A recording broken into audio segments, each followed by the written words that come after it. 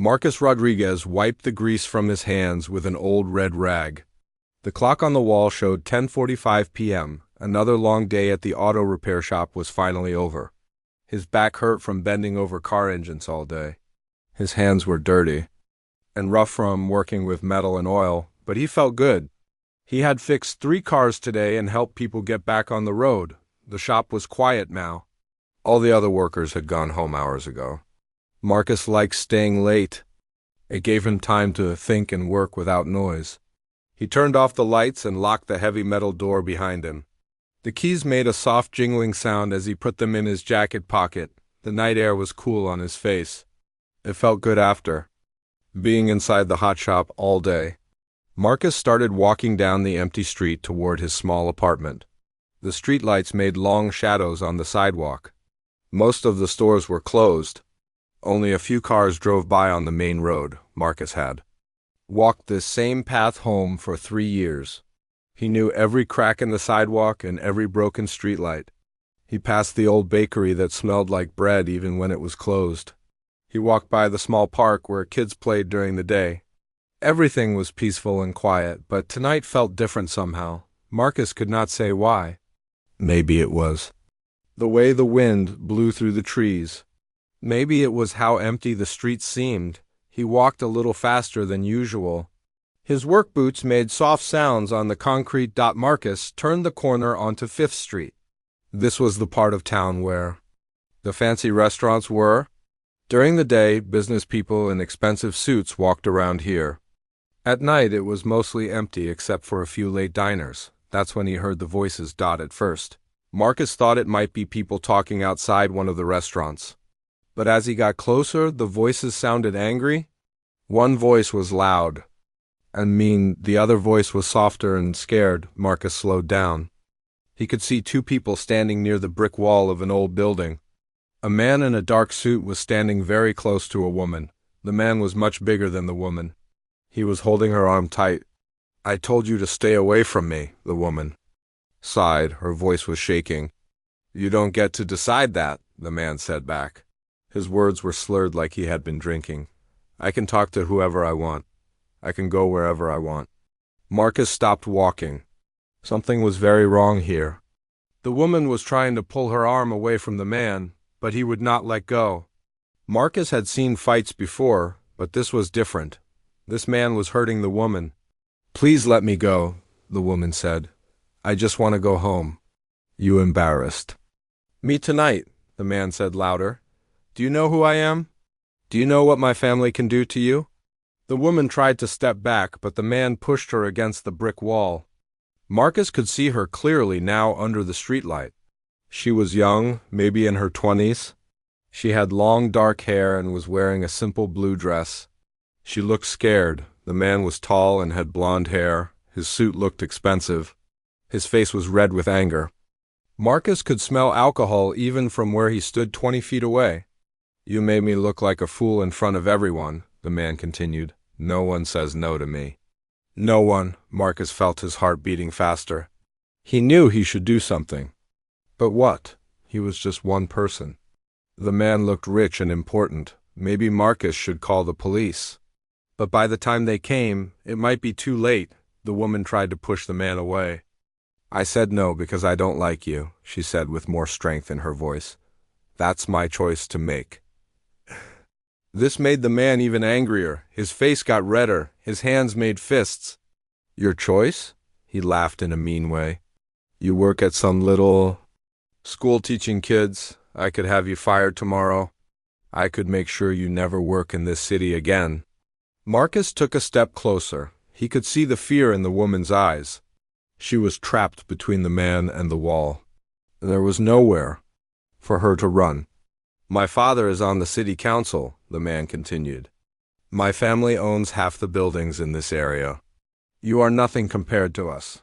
Nothing." The woman's eyes filled with tears, but she did not cry. "That doesn't give you the right to hurt me," she said quietly. "Hurt you?" The man laughed again. "I haven't even started yet." That's when Marcus saw the man's hand go up in the air. The woman saw it too and turned her face away. She put her hands up to protect herself. Marcus dropped his tool bag on the sidewalk. The metal tools inside made a loud crash as they hit the ground. His legs started moving before his mind could think about what to do. "Hey!" Marcus shouted as, loud as he could. The man's hand stopped in the air. Both the man and woman turned to look at Marcus. The woman's eyes were wide with surprise. The man's eyes were full of anger. "Walk away, friend," the man said to Marcus. "This is not your business." Marcus kept walking toward them. His heart was pounding, but his steps were steady. "It became my business when you put your hands on her," Marcus said. The man laughed and shook his head. "Do you know who you're talking to? I could buy and sell you 10 times over." "I don't care who you think you are," Marcus said. He was close enough now to smell the alcohol on the man's breath. "Let her go." The woman looked at Marcus with hope in her eyes. She had never seen him before, but here was someone trying to help her, someone who cared that she was in trouble. "Last warning," the man said to Marcus. "Walk away now or you'll regret it." Marcus looked at the woman. She was still pressed against the wall. There was a red mark on her face where the man had grabbed her. Her dress was torn at the shoulder. "The only one who's going to regret anything is you," Marcus said quietly. The man's face got even redder. His hands made tighter fists. The woman held her breath. The street was completely quiet except for the sound of a car driving by far away. Everything was about to change.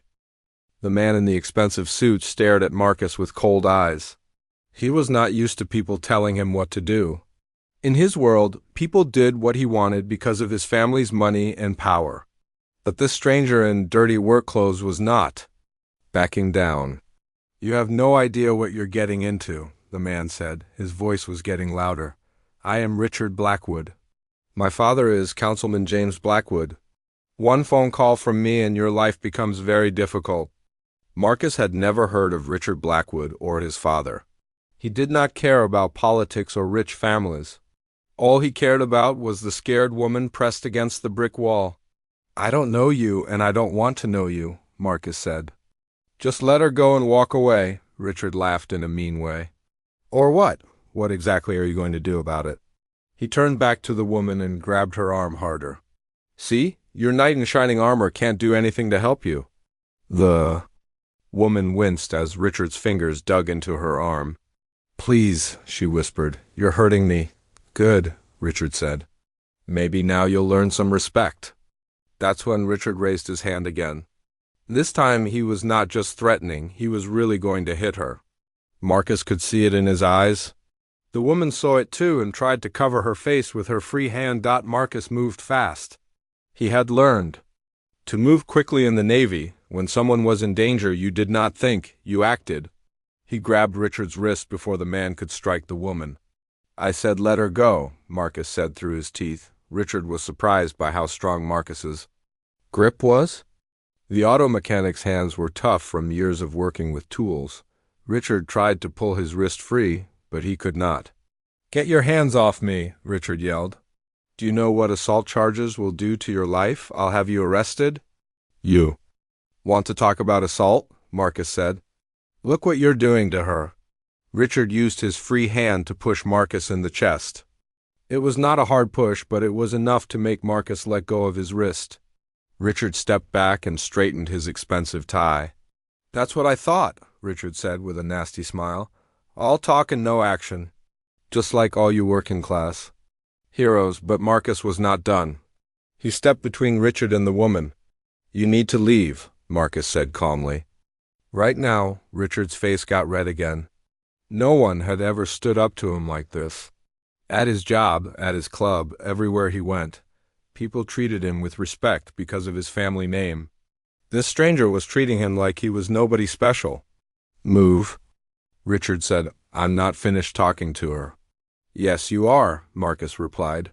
Behind Marcus, the woman was finally able to step away from the wall. Her arm hurt where Richard had grabbed her, but she was free. She wanted to run, but her legs felt weak. She had been scared for so long that her body was shaking. Richard tried to step around Marcus to get to the woman again. "Elena, you and I need to finish our conversation," he said. So her name was Elena, Marcus thought. It was a pretty name. There's Nothing to finish? Elena said. Her voice was stronger now that Marcus was protecting her. I told you at the restaurant that I don't want to see you anymore. I told you to stop calling me. I told you to stop coming to my school. You embarrass me in front of my friends, Richard said. You can't just walk away from me like I'm some nobody. That's exactly what you are to me, Elena said. Nobody? This made Richard angrier than anything else she could have said. He had spent his whole life being somebody important. His family had money. His father had power. Women usually wanted to date him because of who he was. You little... Richard started to say something very mean, but Marcus cut him off. Watch your mouth, Marcus warned. Don't tell me what to do, Richard shouted. He was losing control now. The alcohol and his anger were making him do stupid things. You have no right to be here. This is between me and her. She already told you it's over, Marcus said. Time for you to accept that and move on? Richard looked around the empty street. There were no witnesses except for this stranger who was ruining everything. In his mind, he started thinking of ways to get revenge. His family had lawyers. They had connections with the police. They could make life very hard for people who got in their way. Fine, Richard said suddenly. Have it your way. He started to walk away, but then he stopped and turned back. But this isn't over, not by a long shot. Marcus relaxed a little. Maybe the man was finally going to leave Elena alone. But then Richard did something that surprised everyone. Instead of walking away, Richard suddenly rushed back toward Elena. He pushed Marcus aside and grabbed Elena by both shoulders. Before anyone could react, he slapped her hard across the face. The sound of the slap echoed off the empty buildings. Elena cried out and put her hand to her cheek. There was a red mark where Richard had hit her. That's for embarrassing me, Richard, said Dot. Something inside Marcus exploded. He had tried to handle this peacefully. He had given Richard every chance to walk away. But the man had chosen violence instead. Marcus grabbed Richard by the shoulder and spun him around. Richard had a surprised look on his face. He was not expecting Marcus to fight back. She's got me now, Marcus said quietly. His voice was calm, but his eyes were full of anger. That's all you need to know. Richard opened his mouth to say something, but Marcus's fist was already moving. It was a perfect punch, straight and true. Marcus had learned to fight in the Navy, but he had also learned when fighting was necessary. This was one of those times. Marcus's fist connected with Richard's nose with a loud crack. Blood immediately started flowing down Richard's face. He stumbled backward and fell down on the sidewalk. My nose. Richard screamed. You broke my nose. Marcus stood over him, breathing hard. His knuckles hurt, but it felt good to finally stop Richard from hurting Elena. Elena stood against the wall with her hand still on her cheek where Richard had hit her. She was staring at Marcus with wide eyes. No one had ever protected her like this before. Richard was rolling on the ground, holding his nose. Blood was getting all over his expensive suit. You're going to pay for this, he yelled. My family will destroy you. I'll have you arrested. I'll sue you for everything you have. Marcus looked down at him without any sympathy. You should have walked away when I asked you to. In the distance, they could hear police sirens getting closer. Someone must have called 911 when they heard the shouting. Marcus knew his life was about to get very complicated, but when he looked at Elena and saw the relief in her eyes, he knew he had done the right thing. The police sirens were getting louder. Marcus could see the red and blue lights flashing at the end of the street. His heart was still beating fast from the fight, but now a new kind of worry was starting to grow in his chest. Richard Blackwood was still on the ground, holding his broken nose. Blood covered his white shirt and expensive tie. He was making a lot of noise, groaning and cursing. But Marcus could see that Richard was already thinking about what to do next. Elena, Marcus said quietly, are you okay? Elena nodded, but her hand was still on her cheek where Richard had slapped her. There were tears in her eyes, but she was not crying. She was a strong woman, Marcus could tell. Thank you, she whispered. He wouldn't stop. He's been following me for weeks. Marcus wanted to ask her more questions, but the police cars were pulling up to the curb. 2 officers got out quickly. They had their hands near their guns, ready for trouble. "Nobody move," one of the officers shouted. He was a big man with gray hair. His name tag said Officer Martinez. The other officer was younger and had blonde hair. Her name tag said Officer Chun. Richard struggled to sit up. When the officers saw all the blood on his face, they immediately looked at Marcus with suspicious eyes. "Officers," Richard called out in a weak voice. "Thank God you're here. This man attacked me for no reason. I think he broke my nose." Officer Martinez walked over to Richard while Officer Chun stayed near Marcus and Elena. "What happened here?" Martinez asked. "I was just talking to my girlfriend," Richard lied. "This stranger came over and started a fight with me. He punched me in the face." "That's not true," Elena said quickly. "I'm not his girlfriend. He was attacking me." Officer Chun looked at Elena's red cheek and then at Marcus's bloody knuckles. "Sir, I need you to put your hands where I can see them," she said to Marcus. Marcus slowly raised his hands. He had never been arrested before. He was scared, but he tried to stay calm. "Officer, I was just trying to help her. That man was hurting her." "He's lying," Richard said louder. "I never touched her. We were just having a conversation." Officer Martinez helped Richard stand up. There was blood all over Richard's face. But Marcus could see that the man was thinking clearly. Richard was planning something. "I want to press charges," Richard said. "This man assaulted me. I want him arrested right now." Officer Chun looked at Elena. "Miss, is this true? Was this man hurting you?" Elena nodded quickly. "Yes. He grabbed my arm and wouldn't let me go. Then he slapped me. This man," she pointed at Marcus, "was trying to protect me." "She's confused," Richard said. "She's been drinking. She doesn't know what she's saying." "I have not been drinking," Elena said angrily. "You have. I can smell alcohol all over you." Officer Martinez looked at Richard more carefully. He could see that Richard's eyes were red and his words were a little slurred. But he also saw Richard's expensive clothes and gold watch. This was clearly a rich man, and rich men usually did not lie to the police. "Sir, what's your name?" "Martinez," asked Richard. "Richard Blackwood," Richard said, standing up straighter. "My father is Councilman James Blackwood. You can call him if you need to verify who I am." Marcus saw both officers' expressions change when they heard the Blackwood name. Everyone in the city knew about Councilman Blackwood. He was a powerful man who had been in politics for 20 years. "And you, sir?" Officer Chun asked Marcus. "Marcus Rodriguez," Marcus said. "I work at Tony's Auto Repair on Main Street." The difference was clear. On one side was the son of a powerful politician. On the other side was a working man that nobody important knew. Marcus realized that this was not going to be fair. Officer Martinez was talking quietly into his radio. Marcus could not hear what he was saying, but he could guess. The officer was probably calling his supervisor to ask what to do about arresting the councilman's son. "Officers," Elena said, stepping forward, "I can prove that Richard was attacking me. Look at my arm where he grabbed me. Look at my cheek where he hit me." Officer Chun did look at Elena's arm.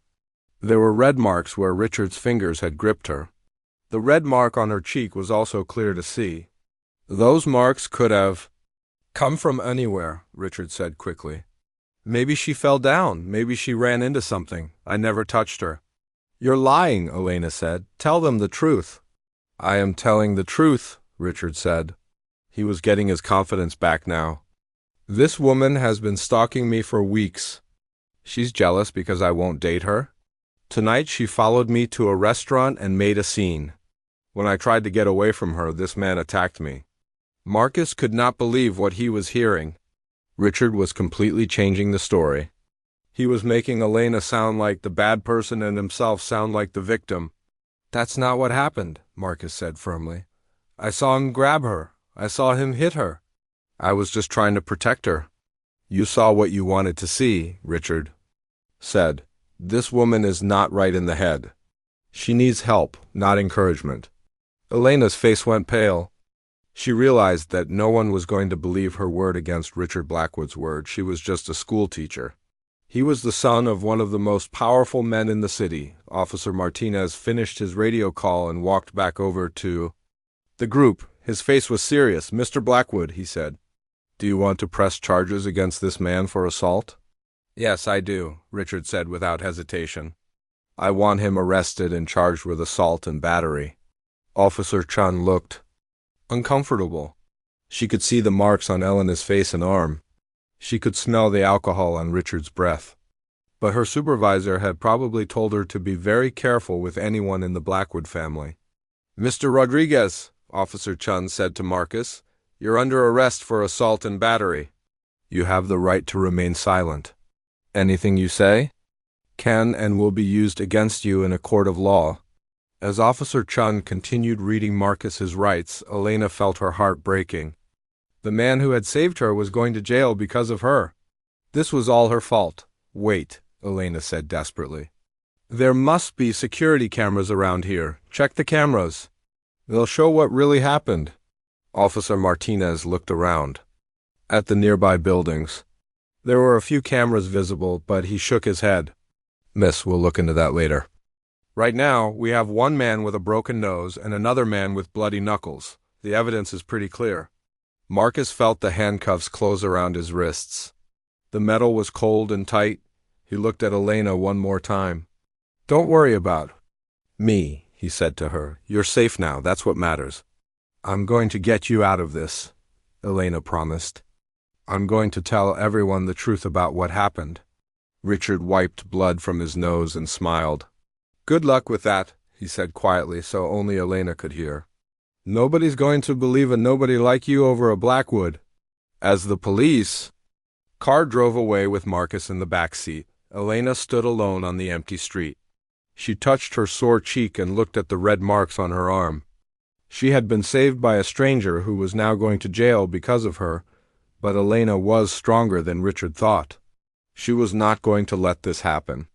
She was going to fight for the man who had fought for her. The battle was just beginning. Detective Sarah Chun sat at her desk looking at the case file. It was early morning and the police station was quiet. She had been a detective for 10 years, and she had learned to trust her instincts. Something about this case did not feel right. On paper it looked simple. Richard Blackwood, son of Councilman James Blackwood, had been attacked by Marcus Rodriguez. Richard had a broken nose and needed medical treatment. Marcus had bloody knuckles and admitted to hitting Richard. It should have been an easy case to close, but Sarah had read the police report 3 times, and the story bothered her. First, there was the woman, Elena Vasquez. She claimed that Richard had been attacking her when Marcus stepped in to help. She had marks on her arm and face that supported her story. But Richard said Elena was lying and that she had been stalking him. Second, there was the location. The fight happened outside an expensive restaurant in a nice part of town. What was an auto mechanic doing in that area almost midnight? And why would he attack a stranger for no reason? Sarah picked up her coffee and walked to the window. She could see the morning traffic starting to build up on the street below. She had worked many cases involving rich and powerful families. Sometimes those families expected special treatment from the police. Her phone rang, interrupting her thoughts. "Detective Chun," she answered. "Sarah, this is Captain Morrison. I need to see you in my office right away." Sarah could hear tension in her captain's voice. She grabbed the case file and walked down the hall to his office. Captain Morrison was a good man, but he had to deal with politics that regular officers did not worry about. "Close the door," Captain Morrison said when Sarah walked in. Sarah sat down in the chair across from his desk. The captain looked tired, like he had not slept much. "I got a call this morning from the district attorney's office," Captain Morrison said. "They want us to move fast on the Blackwood case. They want charges filed today." "Captain, I think we need to investigate this more," Sarah said. "There are things about this case that don't add up." "Like what?" Sarah opened the file. "The woman, Elena Vasquez, has physical evidence that supports her story. Bruises on her arm where someone grabbed her. A red mark on her face where someone hit her. The medical report confirms that these injuries are consistent with assault. The report also says those injuries could have been caused by a fall or other accident, Captain Morrison replied. Maybe, but unlikely, Sarah said. Also, Richard Blackwood was drunk. The officers could smell alcohol on him. His blood alcohol level at the hospital was 0.12, well over the legal limit. That doesn't prove he attacked the woman. No, but it raises questions about his version of events.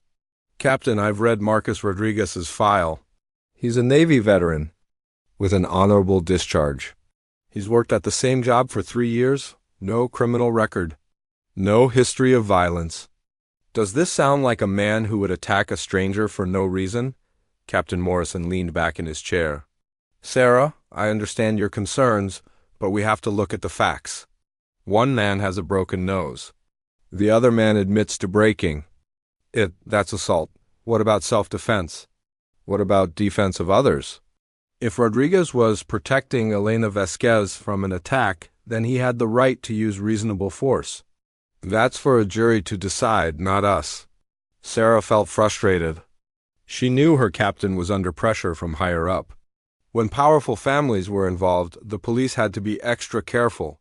Captain, at least let me investigate this properly. Let me talk to Elena Vasquez again. Let me check for security camera footage. Let me see if there are any witnesses. Captain. Morrison was quiet for a moment. Okay, he said finally. You have 48 hours to investigate. But after that, we file charges. The district attorney wants this case resolved quickly. Sarah left the captain's office and went back to her desk. 48 hours was not much time, but it was better than nothing. She picked up her phone and called Elena Vasquez. Miss Vasquez? This is Detective Chun. I'd like to talk to you about what happened last night. Can you come to the station? Elena arrived at the police station an hour later. She looked tired and scared. The red mark on her cheek was darker now, and Sarah could see purple bruises on her arm. Miss Vasquez, I want you to tell me exactly what happened last night, Sarah said. Start from the beginning. Elena took a deep breath. I had dinner at Romano's restaurant with some friends from work. When I left the restaurant around 10:30, Richard Blackwood was waiting for me outside. Had you seen Mr. Blackwood before last night? Yes, he's been bothering me for about 6 weeks. It started when he came to my school during a parent meeting. He said he was thinking about enrolling his nephew, but I found out later that he doesn't have a nephew. Sarah wrote notes as Elena talked. What happened after he started coming to your school? He asked me out several times. I always said no, then he started showing up at places where I go. The grocery store, the coffee shop near my apartment, the gym. At first I thought it was just coincidence, but it happened too many times. Did you report this to the police? Elena shook her head. I should have, but I was scared. Richard kept telling me how powerful his family is. He said if I caused trouble for him, he could make my life very difficult. What happened outside? The restaurant last night?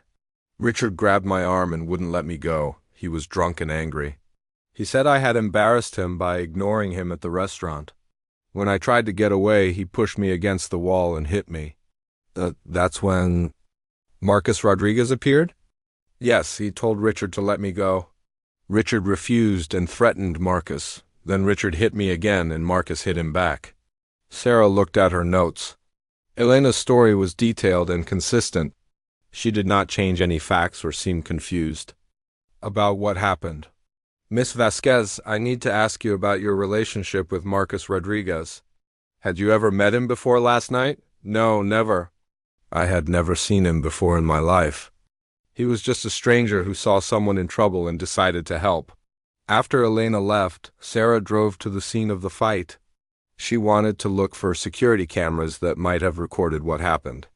The area had several businesses with cameras pointing toward the street. Sarah went into each business and asked to see their security footage from the previous night. At the first 3 places, she was told that their cameras did not point in the right direction or that they did not record at night. But at the 4th business, a small jewelry store, the owner said his camera might have captured something. Keep the camera running all night for security, the owner said. But I have to warn you, the picture quality is not very good in the dark. Sarah looked at the footage on the owner's computer. The video was grainy and hard to see clearly, but she could make out three figures on the street. She could see one person pushing another person against a wall. She could see what looked like someone hitting someone else. "Can you make a copy of this for me?" Sarah asked. "Sure, but like I said, you can't see faces very clearly." Sarah took the video back to the police station and watched it several times. The footage was not perfect, but it seemed to support Elena's version of events more than Richard's version. That afternoon, Sarah drove to Tony's auto repair to talk to Marcus's co-workers. Maybe they could tell her what kind of person Marcus was. Tony Moretti, the shop owner, was working under the hood of a car when Sarah arrived. "You're here about Marcus," Tony said without looking up. "I figured someone would come by. What can you tell me about him?" Tony wiped his hands on a rag and stood up. "Marcus is the best worker I've ever had. He's honest, reliable, and skilled. He's also one of the most decent people I know." "Has he ever been violent or aggressive?" "Marcus? No way. I've seen him break up fights between other workers, but he always uses words, not fists. The only time I ever saw him really angry was when someone was being cruel to a stray dog that hangs around the shop." Sarah talked to 3 other workers at the shop. They all said the same thing about Marcus. He was a good man who would help anyone in need. As Sarah drove back to the police station, she felt more convinced that Marcus had been telling the truth. But she also knew that conviction required more than her feelings. She needed solid evidence that would hold up in court. She had one more day to find it. Elena sat in her small car outside the county jail. Her hands were shaking as she held the envelope full of money. $3,000. It was everything she had saved from 2 years of teaching elementary school. But Marcus Rodriguez was in jail because of her, and she had to do something to help him. The jail visiting room was cold and gray. Hard plastic chairs were arranged in rows facing a thick glass window. Elena had never been in a place like this before. The guards made her feel like she was the criminal. When Marcus walked into the room on the other side of the glass, Elena felt her heart break. He was wearing an orange jumpsuit and looked tired. There were dark circles under his eyes. But when he saw Elena, he smiled. They both picked up the phones that let them talk through the glass. "You shouldn't be here," Marcus said. His voice sounded far away through the phone. Double quotes, "Yes, I should," Elena replied. "This is all my fault. You're in here because you tried to help me. I'm in here because I made a choice. It was the right choice. I'd do it again." Elena felt tears starting to form in her eyes. "I brought money for your bail." "It's $3,000. It's everything I have, but maybe it will help." Marcus stared at her through the glass. "Elena, you don't owe me anything. I can't take your money." "You saved my life," Elena said quietly. "Richard wasn't going to stop at hitting me. I could see it in his eyes. He was going to hurt me badly." Marcus had been thinking the same thing. Richard Blackwood had looked like a man who was completely out of control. There was no telling what he might have done to Elena if no one had stopped him. "Your money won't be enough anyway," Marcus said. "The judge set my bail at $50,000. Richard's family made sure it was high." Elena felt hopeless. $50,000 might as well have been 50 million. There was no way she could raise that much money. "I'm going to find a way to prove what really happened," Elena sighed. "I'm going to talk to reporters. I'm going to find witnesses. I'm going to make sure everyone knows the truth." "Elena, be careful. The Blackwood family has a lot of power in this city. They can make life difficult for people who cause trouble for them." "I don't care." "I'm not going to let you go to prison for protecting me." Marcus looked at Elena through the glass and felt something he had not expected. She was beautiful, but it was more than that. She was brave and loyal. She was willing to fight for him even though she barely knew him. "Tell me about yourself," Marcus said. "What do you do when you're not being attacked by rich jerks?" Elena smiled for the first time since the attack. "I teach 2nd grade at Lincoln Elementary School. 25 kids who think I know everything about everything. Do you like it?" "I love it. Kids are honest. They say what they think." "They don't." Lie to hurt people or get what they want. Unlike some adults we know? Exactly. What about you? Do you like working on cars? Marcus nodded. There's something satisfying about fixing things that are broken. When someone brings me a car that won't run, I can usually figure out what's wrong and make it work again. I wish people were as easy to fix as cars. They talked for an hour about their lives, their families, their dreams. Elena learned that Marcus had joined the Navy right after high school because he wanted to see the world. Marcus learned that Elena had always wanted to be a teacher because she remembered how much her third-grade teacher had helped her when her parents got divorced. When visiting time was over, Elena did not want to leave. I'll be back tomorrow, she promised. You don't have to do that. I want to. Elena did come back the next day and the day after that. Each visit lasted an hour, and they spent the time getting to know each other. Marcus told Elena about growing up in a poor family and how hard he had worked to build a stable life for himself. Elena told Marcus about her dreams of maybe becoming a principal someday so she could help more children. On the fourth day, Elena brought good news. Detective Chun called me, Elena said through the phone. She found security camera footage that shows what really happened. She also talked to your boss and coworkers. Everyone says you're a good person who would never hurt someone without a reason. Marcus felt hope for the first time since his arrest. Do you think it will be enough? I don't know, but it's something. Detective Chun seems to believe us. What about you? How are you holding up? Elena touched her cheek, where the bruise from Richard's slap was starting to fade. I'm okay. I haven't seen Richard since that night. I think he's staying away from me for now. Good, but you need to be careful. Men like him don't give up easily, Elena nodded. She had been looking over her shoulder everywhere she went. She had asked her principal to walk her to her car after school each day. She was scared. She was also angry. She was not going to let Richard Blackwood control her life. Over the next week, Elena visited Marcus every day. The other inmates started to notice. Some of them made jokes about Marcus having a pretty girlfriend. Marcus did not correct them. He was starting to think of Elena as more than just someone he had helped. Elena was feeling the same way. She had never met a man like Marcus. He was strong but gentle. He was brave but not violent. He listened to her when she talked and remembered the things she told him. Can I ask you something? Elena said during one visit. Sure. Why did you help me that night? You didn't know me. You could have just walked away. Marcus thought for a moment. My mother raised me to believe that good people help other people when they're in trouble. She used to say that the world is full of bad things, but good people can make it better by doing the right thing. Your mother sounds wise. She was. She died when I was in the Navy. I think about her every day. Elena felt her heart ache for Marcus. He had lost his mother, and now he was in jail for doing what she had taught him was right. Marcus, when this is over, when you get out of here, would you like to have dinner with me? Somewhere nice where no one will bother us? Marcus smiled. I'd like that very much. Good, because I've been thinking about you a lot, more than I probably should. I've been thinking about you too. They looked at each other through the glass, and both felt something special growing between them.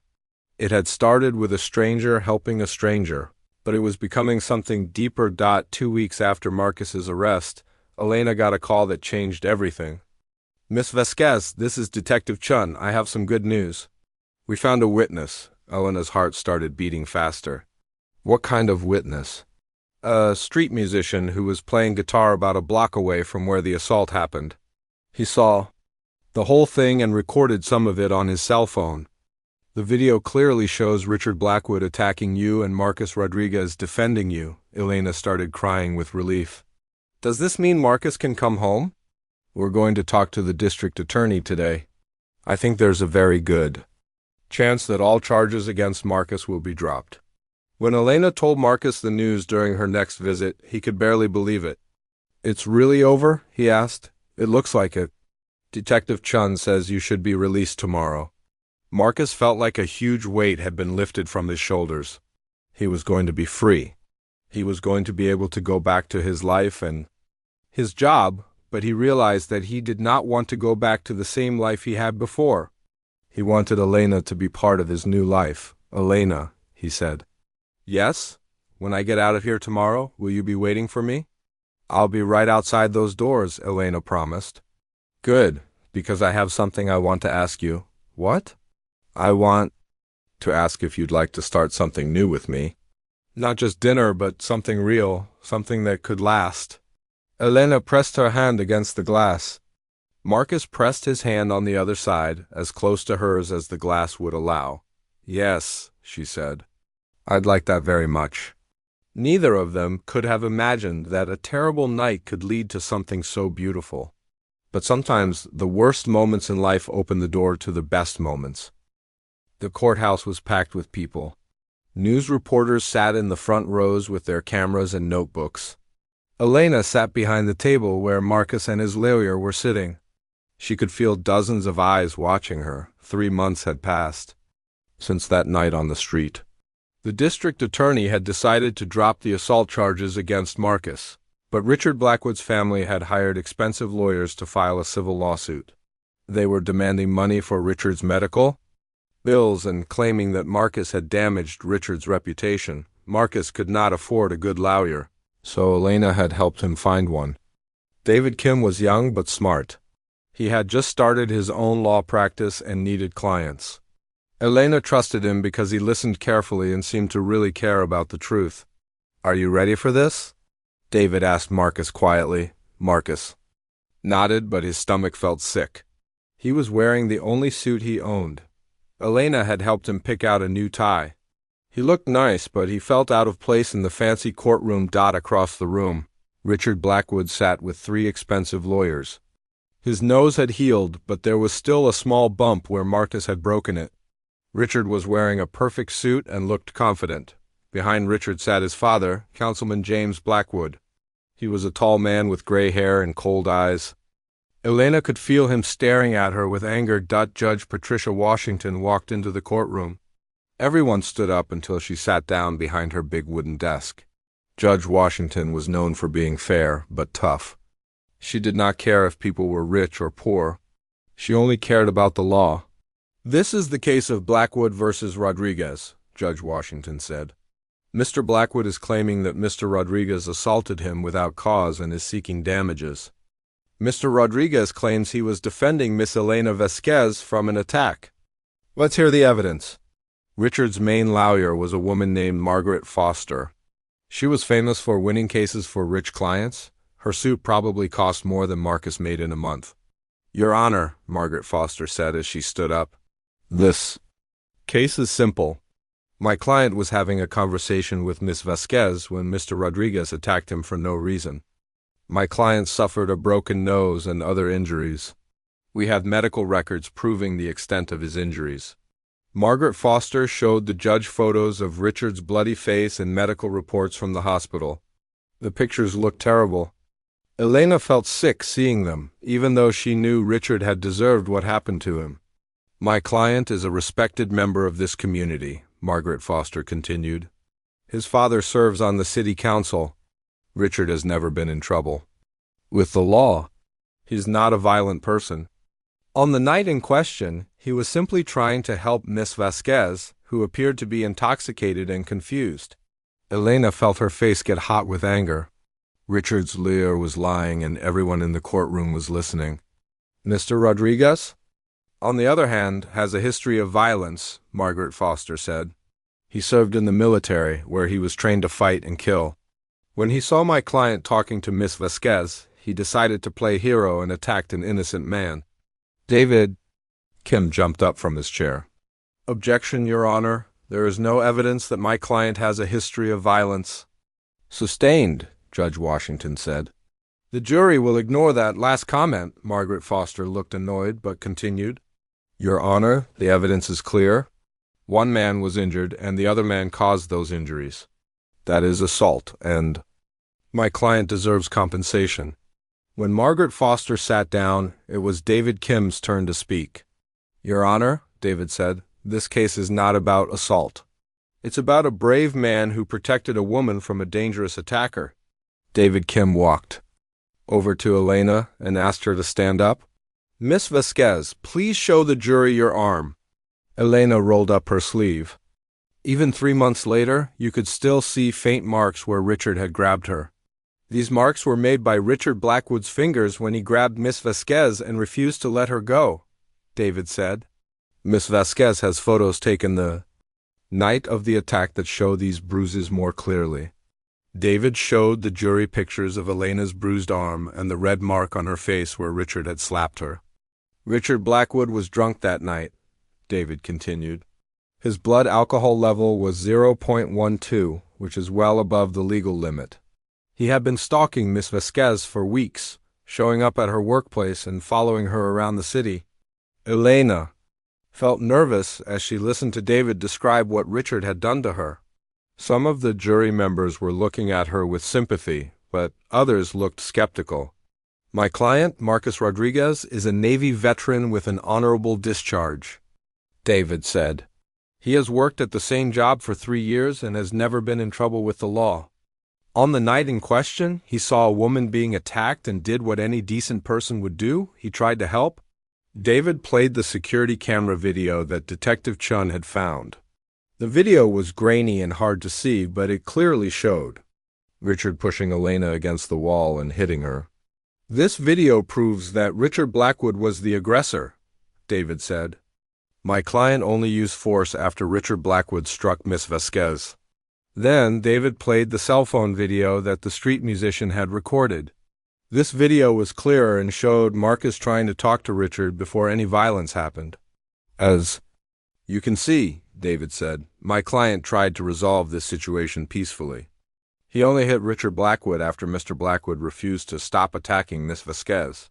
When it was time for witnesses, Elena was the first person called to testify. She walked to the witness stand with her heart pounding. She had never spoken in court before David Kim asked Elena to tell the jury what had happened that night. Elena spoke clearly and honestly about how Richard had been stalking her and how scared she had been. "He told me that his family was powerful and that he could ruin my life if I didn't do what he wanted," Elena said. "When I tried to get away from him that night, he grabbed me and wouldn't let go, then he hit me." When Margaret Foster questioned Elena, she tried to make Elena seem confused and unreliable. "Miss Vasquez, isn't it true that you had been drinking that night?" Margaret Foster asked. "I had 1 glass of wine with dinner," Elena replied. "I was not drunk." "Isn't it possible that you misunderstood my client's intentions? Maybe he was just trying to help you get home safely?" "No," Elena said firmly. "He was hurting me.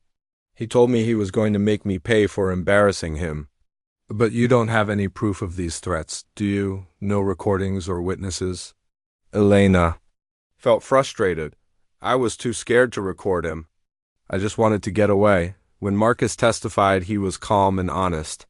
He explained how he had tried to talk to Richard before using violence. "I gave him every chance to walk away," Marcus said. "I only hit him after he hit Elena. I was defending her." Margaret Foster tried to make Marcus seem like a violent person who was looking for a fight. "Mr. Rodriguez, you were trained to fight in the military, weren't you?" "I was trained to defend my country and my fellow soldiers," Marcus replied. "And you used that training to attack my client?" "I used that training to protect an innocent woman from a man who was hurting her." The most important witness was Tommy Chun, the street musician who had recorded the cell phone video. Tommy was a thin young man with long hair who made money playing guitar on street corners. "I was playing music about a block away when I heard shouting," Tommy said. "I walked over to see what was happening and saw a man in a suit pushing a woman around. She was trying to get away from him, but he wouldn't let her go." "What did you see Mr. Rodriguez do?" David Kim asked. "He tried to talk to the guy first. He asked him to let the woman go. The guy in the suit got angry and hit the woman in the face.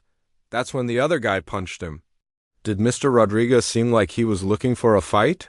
"No way. He looked like he just wanted to help the woman. The guy in the suit was the one acting crazy." Margaret Foster tried to question Tommy's memory and suggest that his video was not clear enough to show what really happened. But Tommy was a good witness who stuck to his story. The trial lasted 3 days. On the final day, both lawyers gave their closing arguments. Margaret Foster argued that Marcus was a violent man who had attacked her client without justification. She asked the jury to award Richard a large amount of money to compensate for his injuries and suffering. David Kim argued that Marcus was a hero who had saved Elena from a dangerous attack. He reminded the jury that Richard had been drunk and had a history of stalking Elena. "Ladies and gentlemen of the jury," David said, "this case is about right and wrong. Richard Blackwood was wrong to stalk Elena Vasquez. He was wrong to grab her and hit her. Marcus Rodriguez was right to protect her. If we punish Marcus Rodriguez for doing the right thing, what message does that send? That good people should look the other way when someone is being hurt." After the closing arguments, the jury left to make their decision. Elena, Marcus, and David waited in the hallway outside the courtroom. They were all nervous. 2 hours later, the jury came back with their verdict. Elena held Marcus's hand as they walked back into the courtroom. Whatever happened, they would face it together. The jury foreman was a middle-aged man with kind eyes. He stood up slowly and looked at Judge Washington. Everyone in the courtroom was completely quiet. Elena could hear her own heart beating. "Your Honor, we the jury have reached a verdict," the foreman said. Judge Washington nodded. "Please read your verdict." "In the case of Blackwood versus Rodriguez, we find in favor of the defendant, Marcus Rodriguez.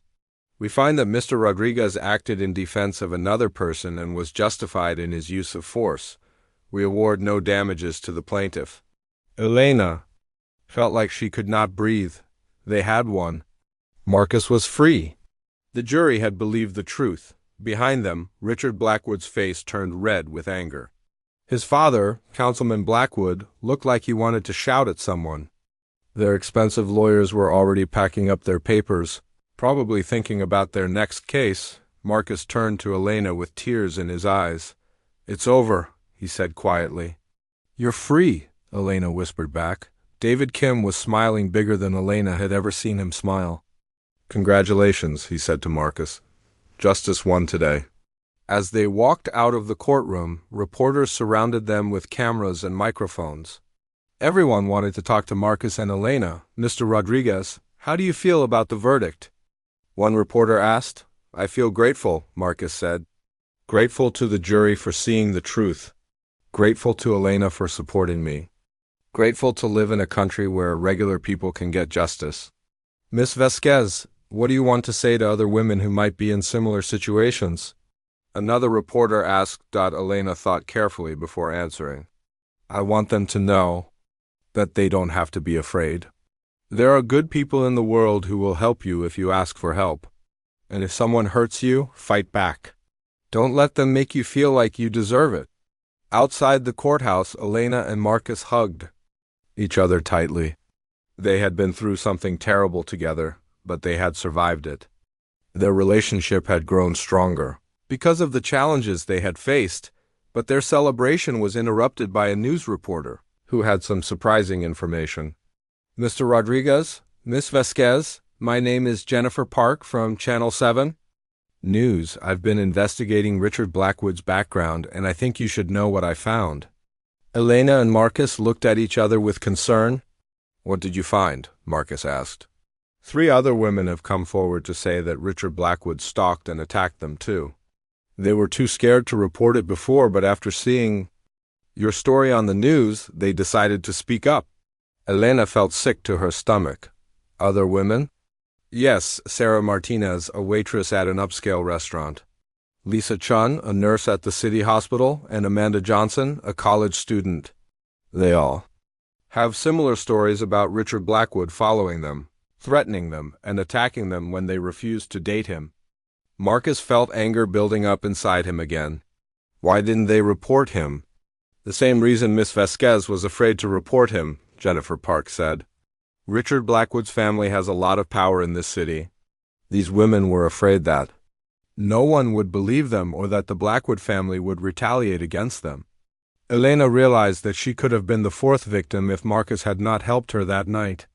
Or maybe the 5th or 6th victim. There was no telling how many women Richard had hurt. What happens now? Elena asked. The police are reopening their investigation into Richard Blackwood. With 4 women willing to testify against him, the district attorney thinks they have a strong case for criminal charges. As Jennifer Park walked away to interview other people, Elena and Marcus stood quietly outside the courthouse. They were both thinking about the other women who had been hurt by Richard Blackwood. I feel terrible for them, Elena said. They went through what I went through, but they had to face it alone. At least now they know they're not alone, Marcus replied. Your courage to fight back gave them the strength to speak up too. 2 days later, Elena got a phone call that changed everything again. Miss Vasquez, this is Detective Chun. I wanted to let you know that Richard Blackwood has been arrested. Elena sat down heavily in her chair. Arrested for what? Multiple charges of stalking, assault, and criminal threats. The other 3 women have given statements, and we found evidence that supports their stories. Richard had been following and harassing women for at least 2 years. What kind of evidence? Photos he took of the women without their permission. Text messages and emails where he threatened them. We also found a journal where he wrote about how he was going to teach these women respect. Elena felt relieved, but also disgusted. Richard Blackwood was even worse than she had thought. Detective Chun, what will happen to him now?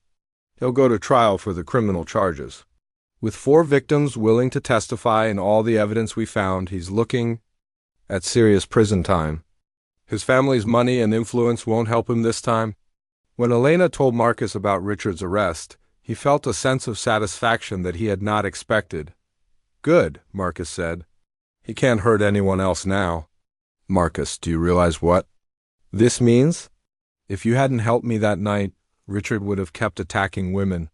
He might have hurt someone even worse than he hurt me. Marcus had not thought about it that way. He had just been trying to help one person on one night. He had not known that his actions would protect other women too. I'm glad I was there, Marcus said. I'm glad I could help. You did more than help. You stopped a dangerous man from hurting more people. A week later, Elena and Marcus went to a support group meeting for people who had been victims of stalking and assault. They wanted to meet the other women who had been hurt by Richard Blackwood. Sarah Martinez was a quiet woman in her 30s who worked at an expensive restaurant downtown. She told the group that Richard had started bothering her after she served him dinner one night. He kept coming back to the restaurant and asking for my section, Sarah said.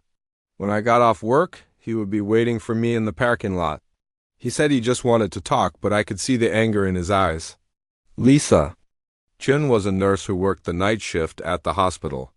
Richard found out my schedule somehow, she said.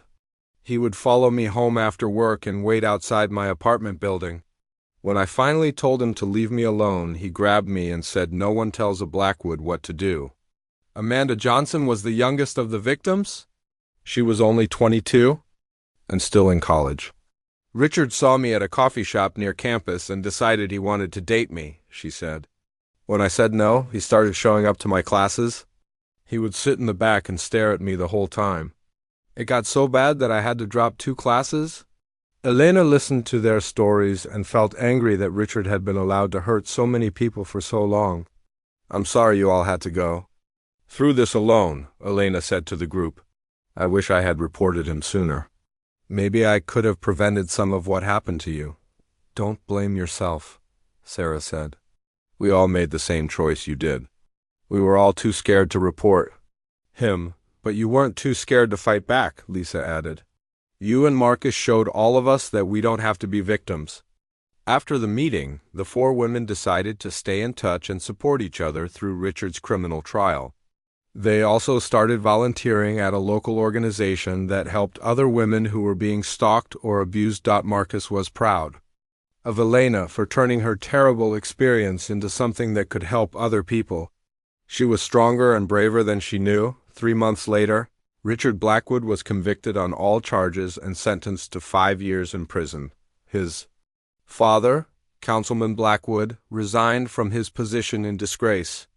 The Blackwood family's reputation in the city was ruined. At the sentencing hearing, all 4 women spoke about how Richard's actions had affected their lives.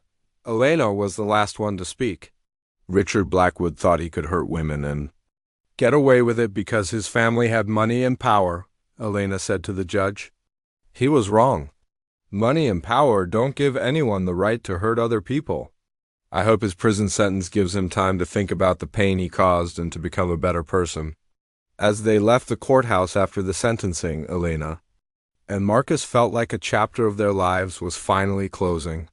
Richard Blackwood could not hurt anyone else for a long time, but more importantly, they had found something beautiful together. Their relationship had been born from a terrible situation, but it had grown into something strong and real. "What do you want to do now?" Marcus asked Elena as they walked to his car. "I want to go home and plan our future," Elena said with a smile. Marcus took her hand. "I like the sound of that." 6 months after Richard Blackwood was sent to prison, Elena stood in front of her bedroom mirror wearing a simple white dress. It was her wedding day, and she had never felt more beautiful or more happy. Her best friend Maria was helping her with her hair. "I can't believe you're getting married to a man you met during the worst night of your life," Maria said with a smile. "Sometimes the worst moments lead to the best moments," Elena replied. "If that terrible night had never happened, I never would have met Marcus. Are you nervous?" "A little.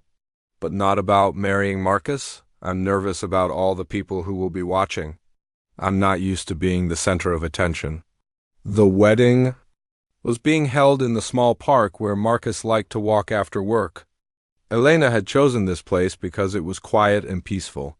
About 50 people were coming, family, friends, and co-workers. The other 3 women who had been hurt by Richard Blackwood were coming too. They had become close friends over the past months. Detective Sarah Chung was coming, and so was David Kim, the lawyer who had helped them win the civil trial. Even Tony Moretti from the auto shop was coming with his wife. Marcus had been surprised by how many people wanted to celebrate with them. Elena's father walked her down the short aisle between the folding chairs. He was a quiet man who worked in construction, but he had tears in his eyes as he gave his daughter to Marcus. Marcus was waiting at the front wearing a new suit that Elena had helped him pick out. He looked handsome and nervous. When he saw Elena walking toward him, his face lit up with joy. The wedding ceremony was performed by Elena's childhood pastor, Father Miguel. He had known Elena since she was a little girl, and he was honored to marry her to the man who had saved her life. "We are gathered here today to celebrate the marriage of Elena and Marcus," Father Miguel said. Their love story began in an unusual way, but it proves that good things can come from difficult times. When it was time for their vows, Elena spoke.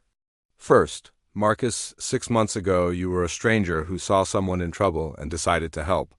You could have walked away and minded your own business, but that's not who you are. You're the kind of man who stands up for what's right, even when it's difficult. You're kind, brave, and honest. I love you for who you are, and I promise to support you and stand by you for the rest of my life." Marcus had written his vows on a piece of paper, but when he looked at Elena, he forgot what he had planned to say. "Elena, when I saw you that night, I saw someone who needed help. But over these past months, I've learned that you don't need anyone to save you. You're one of the strongest people I know. You turned a terrible experience into something that helped other women. You stood up in court and told the truth even when it was scary. You made me want to be a better man. I promise to love you, protect you when you need it, and support your dreams for as long as I live." When Father Miguel pronounced them husband and wife, Marcus and Elena kissed while their friends and family cheered. Elena felt like her heart might burst with happiness. The reception was held in the community center next to the park. Elena's mother had spent weeks cooking traditional Mexican food. Marcus's friends from the auto shop had helped set up tables and chairs. It was not fancy, but it was perfect. During dinner, David Kim stood up to make a toast. "I've been a lawyer for 5 years, and I've seen a lot of cases," David said. "But I've never seen anything like what happened with Marcus and Elena. Their story reminds us that there are still heroes in the world, people who will risk their own safety to help. A stranger, Marcus, you saved Elena that night? But Elena, you saved Marcus too. You believed in him when he was in jail. You fought for him when everyone else thought he was guilty. You two were meant to find each other." Detective Sarah Chun also gave a speech. As a police officer, I see a lot of bad things, Sarah said. But Marcus and Elena's story gives me hope. It reminds me why I became a cop in the first place. To protect good people from bad people. To make sure justice wins. Congratulations to both of you. After dinner, Marcus and Elena had their first dance as husband and wife. The song was At Last by Etta James. Elena had chosen it because the words described exactly how she felt about finding Marcus. At last my love has come along, Elena sang quietly in Marcus's ear as they danced. My lonely days are over, and life is like a song. I love you, Mrs. Rodriguez, Marcus whispered back. I love you too, Mr. Rodriguez. As they danced, Elena thought about how much her life had changed. 6 months ago, she had been a scared woman being stalked by a dangerous man. Now she was married to her hero and surrounded by people who loved her, but the best part was yet to come. Marcus, Elena said as they continued dancing, I have something to tell you. What? I got a phone call yesterday from the school district.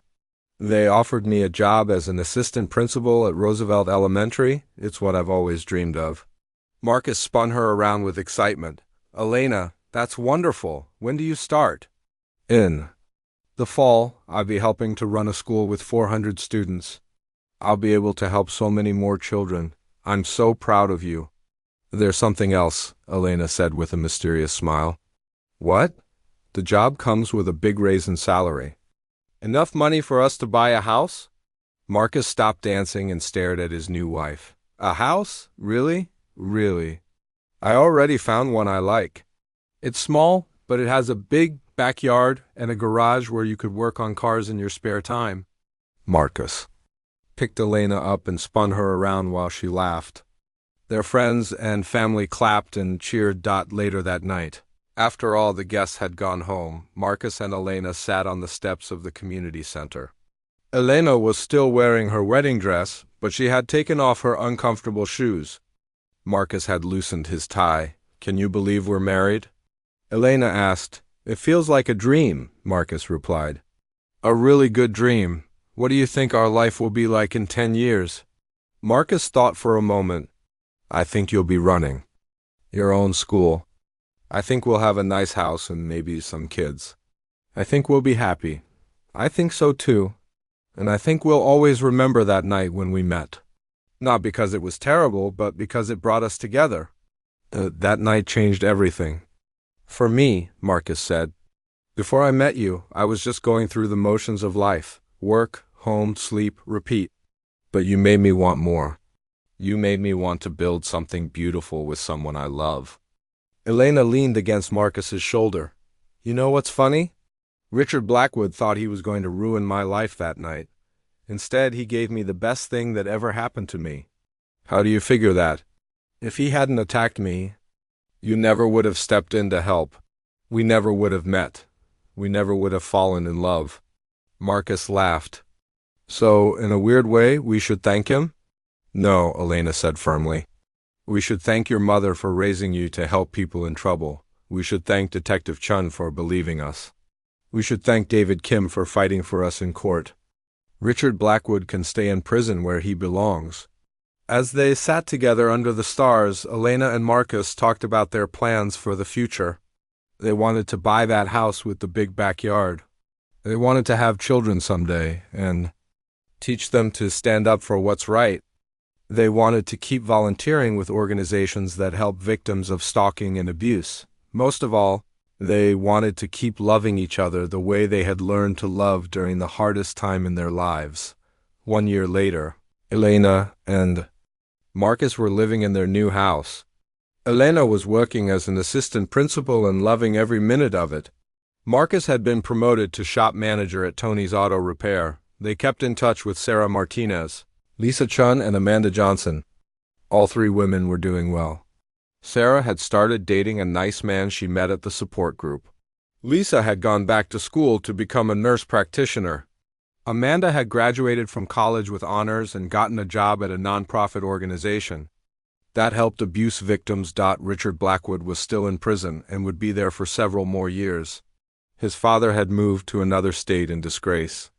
The family's power and influence in the city was completely gone on the first anniversary. Of the night they met, Elena and Marcus went back to the street where it had all happened.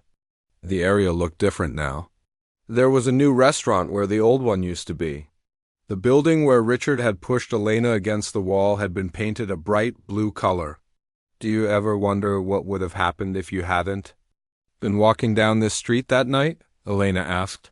I try not to think about it, Marcus replied, because I can't imagine my life without you now. Elena looked at the spot where Marcus had broken Richard's nose with one punch. She remembered how scared she had been that night and how safe she had felt when Marcus stepped in to protect her. He saw her struck in the street, broke the man's nose, and said, "She's got me now." That's all you need to know, Elena said quietly, repeating the words that had become special to them. Those words meant everything to me that night, Marcus said. I was telling Richard that you were under my protection, that he would have to go through me to hurt you again. And those words mean even more to me now, Elena replied. Because you were right. I do have you now, for the rest of my life. They walked hand in hand back to their car. Tomorrow, Elena would go back to helping children learn and grow.